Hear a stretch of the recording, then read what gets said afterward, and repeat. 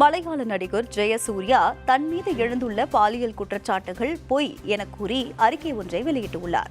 கேரள திரையுலகில் நிகழ்ந்து வரும் பாலியல் வன்கொடுமைகள் ஓய்வு பெற்ற நீதிபதி ஹேமா கமிட்டி அறிக்கையில் வெளிச்சத்திற்கு வந்துள்ளது. யாரும் எதிர்பாராத வகையில் பல முன்னணி நடிகர்கள், இயக்குநர்கள் மீது பாலியல் புகார்கள் அடுத்தடுத்து வெளியாகி வருகின்றன. இதில் மலையாள நடிகர் ஜெயசூர்யாவும் சிக்கியுள்ளார். இந்த நிலையில் தம் மீதான பாலியல் குற்றச்சாட்டுகள் குறித்து மறுப்பு தெரிவித்துள்ள நடிகர் ஜெயசூர்யா அறிக்கை ஒன்றை வெளியிட்டுள்ளார். அதில் மனசாட்சியற்ற எவருக்கும் பொய்யான குற்றச்சாட்டுகளை கூறுவது என்பது மிக எளிது என குறிப்பிட்டுள்ளார்.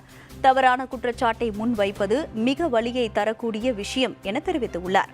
பொய் என்பது உண்மையை விட வேகமாக பயணிக்கும் எனவும், ஆனால் உண்மைதான் என்றுமே ஜெயிக்கும் என்றும் கூறியுள்ளார். தான் குற்றமற்றவன் என சட்டப்படி நிரூபிப்பேன் என அந்த அறிக்கையில் அவர் தெரிவித்துள்ளார்.